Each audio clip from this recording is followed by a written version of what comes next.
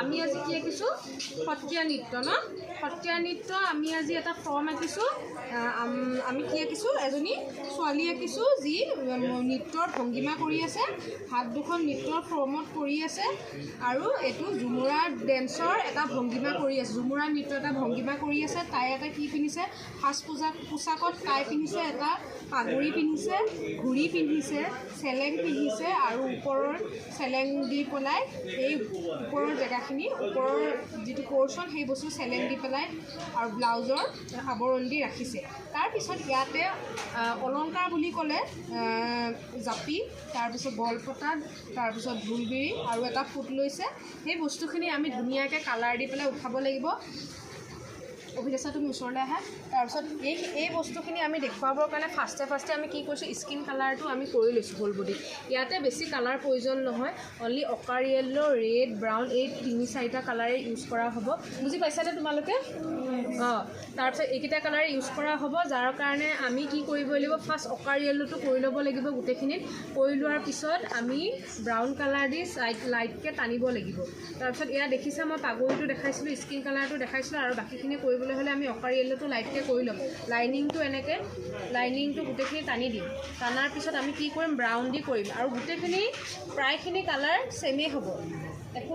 বাকী একো বেলেগ ডিফাৰেঞ্চ নাথাকে কেৱল এটাই ডিফাৰেঞ্চ থাকিব তোমালোকে যেতিয়া চেলেংখিনি কৰিবা চেলেংখিনি কৰোঁতে ৰেড আৰু ব্ৰাউনটো ইউজ কৰিবা ৰেড ব্ৰাউন ইউজ কৰি পেলাই কাৰণ আমি মুগাত কৰিছোঁ তোমালোকে পাতত কৰিলে পাতৰ যদি তোমালোকে পাগুৰি বা চেলেং কৰা তেতিয়া তোমালোকে হোৱাইটত ব্লু দি লাইনিং কৰিবা আৰু ইয়াতে যিহেতু মুগাত কৰিছোঁ গতিকে ব্ৰাউনত তোমালোকে ৰেড দি কৰিবা বুজিছা গম পাইছানে তাৰপিছত এতিয়া ব্ৰাউনত তোমালোকে যেতিয়া ৰেড দি কৰিবা এনেকৈ লাইনিংটো টানিলা ইয়াতো কিন্তু অকাৰ য়েল্লো আমি জাষ্ট লাইনিংটো টানি লৈছোঁ কাৰণ আমাৰ বেকা নহ'বৰ কাৰণে তাৰপিছত আমি কি কৰিম অকাৰ য়েল্লোটো ইয়াতে দিম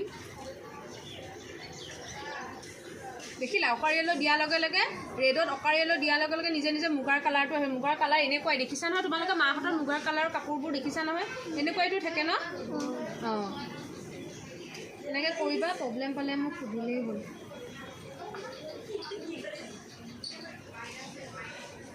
দেখিছা এই বস্তুটো আহিব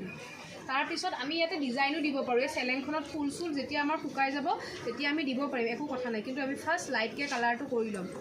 লাইটকৈ আমি কালাৰটো কৰিম আৰু এই বস্তু যে গোল এইখিনি তোমালোকে ৰেড কৰি দিবা কাৰণ গামোচা মাৰি থাকে কপালত সেইকাৰণে ৰেড কৰি দিবা আৰু তোমালোকে হাতৰ এই অলপকৈ তোমালোকক বুজাই দিওঁ এই গামখাৰুটো তোমালোকে গামখাৰু নহয় এই মুঠি খাৰু বুলি কয় সত্ৰীয়া নৃত্যত ব্যৱহৃত খাৰুপাত এই মুঠি খাৰু তোমালোকে গল্ডেন কৰিবা তাৰপিছত এই চেলেংখনৰ যিখিনি টুপ আছে এইখিনি তোমালোকে ৰেড দিবা আৰু এইকেইটাও ৰেড দিবা সেনেকৈ তোমালোকে গোটেইখিনি কমপ্লিট কৰিবা আৰু মই বাকীখিনি দেখাই দিম আৰু বাকীখিনি তোমালোকক মই বেলেগ এটা ক্লাছত দেখাই দিম আজিলৈ ইমানখিনিয়ে দেখাইছোঁ ধন্যবাদ